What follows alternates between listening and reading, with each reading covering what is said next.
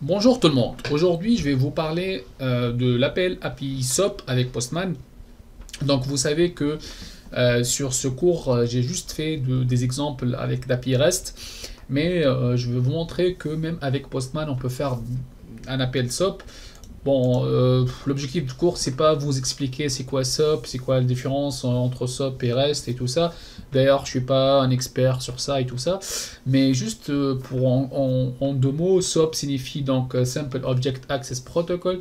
C'est juste une sorte de protocole de communication qui est basé sur message, généralement du XML, et il est indépendant de la plateforme ainsi que de la langage. C'est un échange entre deux applications ou un serveur application ou base de données application, etc.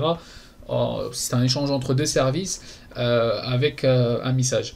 Et avec Postman, on va voir que on peut donc faire des appels SOAP aussi, pas que des appels REST. Les appels REST qu'on a vus sont juste des appels avec des URI.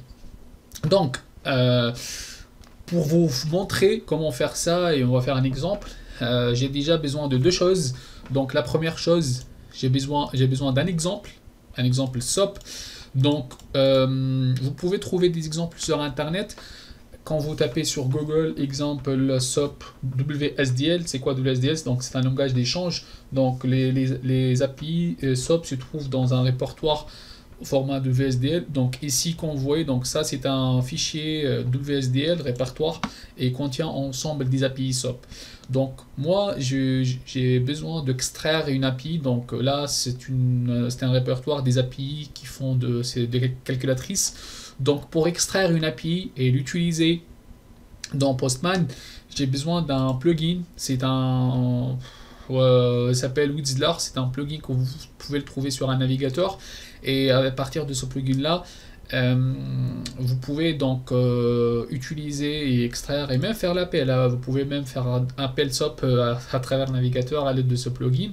Donc là je suis sur l'exemple, sur les répertoires, et en haut à droite vous voyez que j'ai bien ce plugin là, le WSDLR. Donc là j'ai bien mes appels SOAP. Sont des appels donc calculatrices. Donc par exemple je vais faire multiplication. Donc là c'est ça mon appel. Donc vous voyez que même avec ce plugin là vous pouvez faire un appel, mais moi je vais faire ça sur euh, Postman. Donc là c'est l'endpoint, donc c'est notre URL. Donc on va aller sur Postman. J'ai créé une collection et je vais juste créer une requête. Je vais mettre SOAP rec. Là je vais mettre mon requête, et donc généralement les appels SOAP sont du post. Donc je vais mettre du post ici, et par la suite on va mettre le body. Donc on va copier tout ça et on va le mettre dans le body. Et donc le body c'est du texte en format XML. Donc ce sont du XML, et vous voyez qu'ici il y a deux champs. Ce sont les champs qu'on va mettre les valeurs, parce que en fait cette API fait la multiplication. Donc par exemple je vais mettre 5 fois 3, et là on va enregistrer, et c'est bon, hein, il n'y a pas de paramètres, c'est juste il y a deux body qui ont XML, et là on va faire un appel. Mais là en fait on a un problème. C'est quoi ce problème?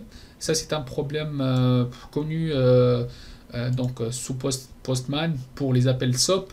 Donc on va revenir sur la partie header. Donc ici on voit que le content type c'est application et du XML, alors que nous c'est pas de l'XML, c'est pas de l'application. Donc il faut changer ça, et il faut mettre texte XML. Donc pour faire cet échange, donc on doit décocher ça. On va ajouter un nouveau content type ici. On va faire ça, et vous voyez que Postman nous aide.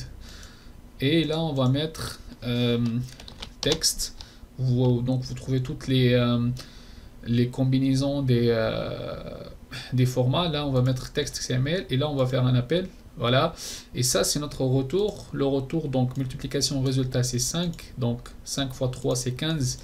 Et la partie header, on voit bien que j'ai une application qui est SOAP plus XML. Donc voilà, et le retour, donc le body, vous voyez que c'est du XML, donc il a détecté ça automatiquement, c'est un retour XML aussi. Donc voilà, c'est très simple, et vous voyez que donc on peut faire de SOAP même sur Postman. Euh, bon, il y a d'autres outils qui sont plus performants côté SOP, surtout s'il s'agit d'un répertoire de VSDL. Mais si vous avez quelques appels en SOP et donc pas besoin d'installer autre outil, vous pouvez utiliser c'est votre Postman pour faire des appels SOP et reste en même temps. Donc voilà. Sinon, merci pour votre attention et à la prochaine vidéo.